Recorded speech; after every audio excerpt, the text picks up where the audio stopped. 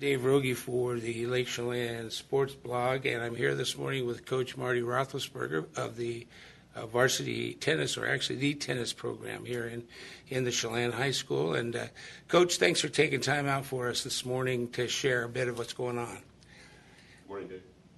No problem. Let's tell me a little bit about what's going, where you are.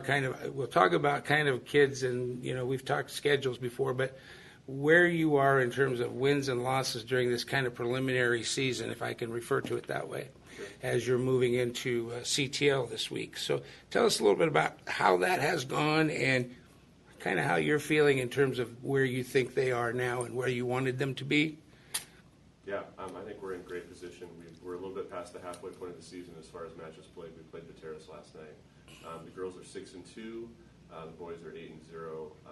We're just beginning the meat of our schedule as far as league play, and then a couple tournaments that we're going to. So, this has all been kind of up and down. The non-league stuff is preparation for our league schedule, and then the postseason, where we have to move through league and then through District 6, and then hopefully on the state. So. At one time, you were feeling pretty good, because you had everybody back, I think, on the varsity over the boys, except for one. Correct. And I think you had lost a couple of girls from the senior class last year. In putting those new people kind of into place, if I can refer to them that way, but the new players that have come along, are they filling in the way you had hoped they would at this point in the season? And kind of what type of growth have you seen overall as a team? A lot of growth.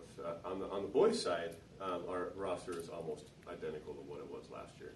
What we did is we were kind of experimenting with different lineups in the first half of the season, but we're pretty much set on the lineup for the boys' schedule. So now we're moving forward with that. For the girls, it's been a lot of, because we lost over half of the girls. It's actually been figuring out who's going to be on our varsity squad, and that's pretty much settled in, and we're starting to settle in on a lineup for the most part. So we'll find out how those lineups work in the next few matches.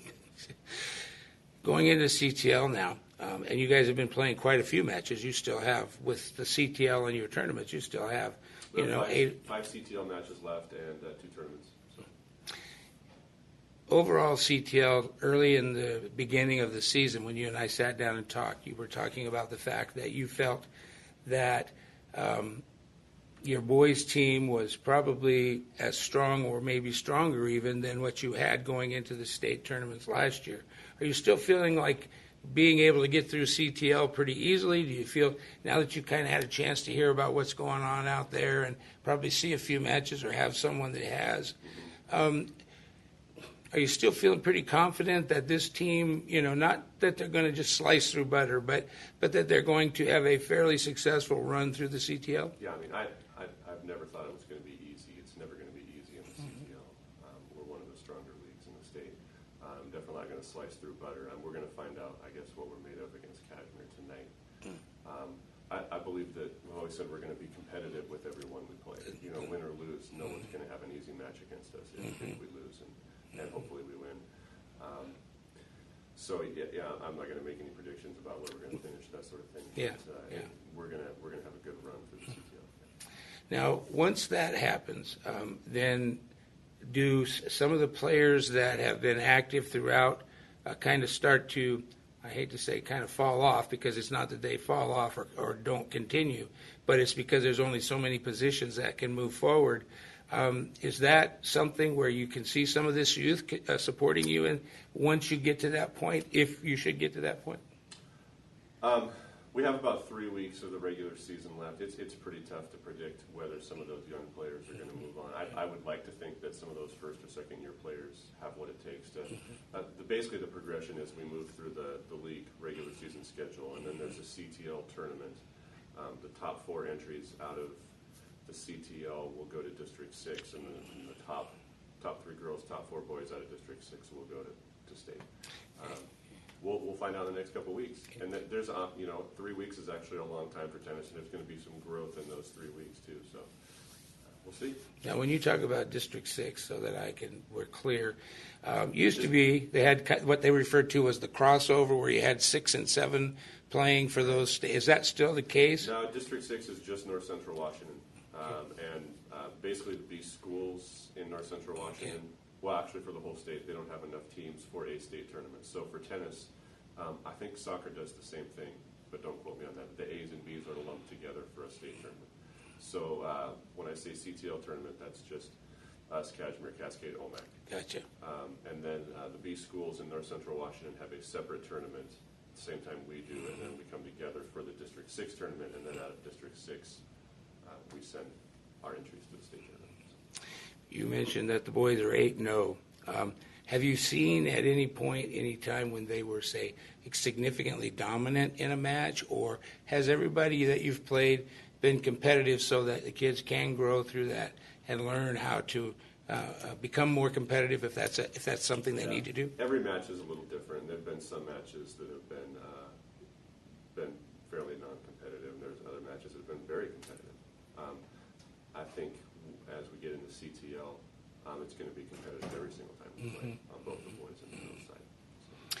Well, Coach, is there anything that you can think of? You mentioned these schedules just a little bit, and early on you were talking, as you mentioned earlier, about shuffling and kind of feeling things out and seeing what works best with. So if your boys' schedule is fairly well fixed at this point, what can you share with us, their positions? Sure. Bryce Robinson is playing number 1 singles. And then what I'm doing is I have 2 very strong doubles teams, so I'm not even calling them number 1 doubles and number 2 doubles. I think I have 2 very strong number 1 doubles teams, and that's going to be Michael Larson and Colin Hendricks playing doubles together, and Rylan Anderson and Henry Elsner playing doubles together. And what I'm going to do with the lineup is one of them will play number 1 doubles, and then the other doubles team will play singles, and then flip-flop back and forth between them. And then we've got Chris Weathersby and Mike Hurling playing number 2 doubles, and every once in a while also playing singles. I like to rotate players through the second and third singles. When you play singles, you get a lot more reps, you get a lot more hits. Sometimes you get more growth playing singles than you do doubles just because you get more hits. So I kind of like to rotate through that. Sure. But keeping the doubles teams fairly consistent for the rest of the season and through the tournaments is important. So. You mentioned the girls now are getting kind of close, and that's getting kind of settled or getting close to being settled. Is that something you feel comfortable sharing? Oh, sure. Yeah. This time? Sydney Thompson's going to play number 1 singles. Nora Hollingsworth is going to play number 2 singles. Sierra Roethlisberger and Madeline Peebles are going to play number 1 doubles. It looks like Abby Martin is settling into number 3 singles right now, but that's not totally settled. Ellie Begval-Kroll and Deanna Sanchez played doubles yesterday. They're going to play doubles today. But those 3 girls might change positions a little bit. But the number 1 and number 2 singles and number 1 doubles are fairly set. And today, then, is your first official CTL game, or did you have one early? We had one. We had an early one against OMAC. I remember something kind of a about that. one. Yeah, just that our schedules didn't mesh very well, and so we had to play them before spring break. But now we are going into the formal league schedule. So a second league match against. Okay. Well, Coach, obviously, as always, we wish you the very best of luck. Look forward to not only talking to you, but getting to the matches as we can and talking to some of the young people.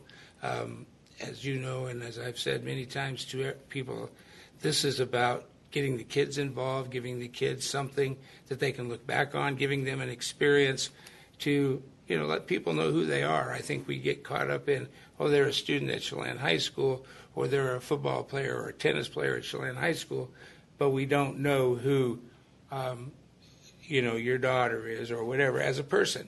And so to be able to give people an opportunity to get to know them a little bit through this camera is something that has been on my mind for a long time, because I think people need to know that, especially when it comes to the educational aspect of it, these kids really excel, and people need to know who they are and to listen to them articulate about what they do and maybe what their sport is and how and to share their confidence in themselves is another big thing. So try to use this opportunity to do those things, and at the same time making sure that you, the coach, can share with us about the team in general and how they're doing. So we want to thank you for taking time again this morning, and we'll be talking with you as we get further into the schedule with CTL. We'll sit down and talk again, and hopefully at that point we're talking so many and 0 for boys and girls and undefeated. and we'll look forward to a very successful season for you and for your players. Yeah. So Thanks, Dave. you bet. Thanks, Go Marty. Goats. Yeah, go Goats. Absolutely.